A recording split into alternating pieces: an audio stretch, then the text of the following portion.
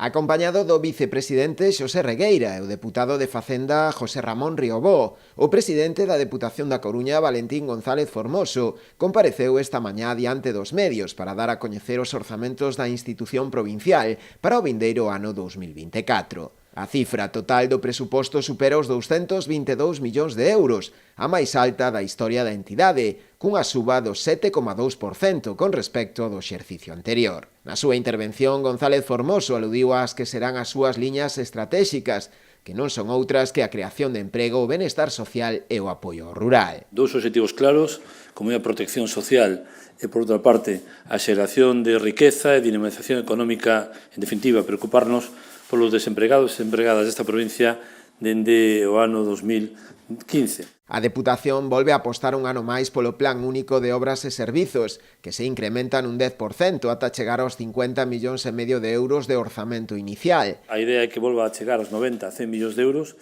no exercicio 2024,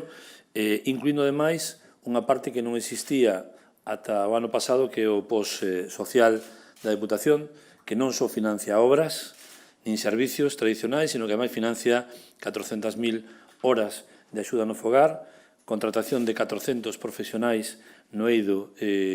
sociosanitario e, polo tanto, é unha partida que nos mimamos cada ano con máis orzamento. Este orzamento é o primeiro instrumento que teñen os concellos para poder planificar o seu ano vindeiro. É dicir, a través de aprobación, a partir da aprobación deste orzamento, a máis das bases do Plan Único, os concellos da provincia de Coruña situaránse en relativa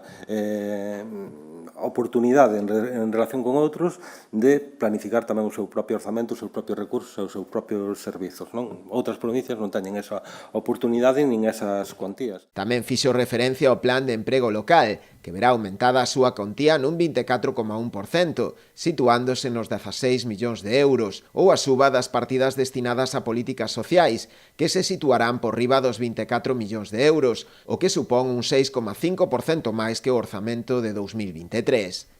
Por último, as áreas de cultura e deportes tamén verán incrementadas as súas partidas, sumando ambas máis de 18 millóns de euros, para programas como a Rede Cultural, o maior circuito estable de actuacións ao vivo en Galicia ou o de promoción do deporte base, entre outros.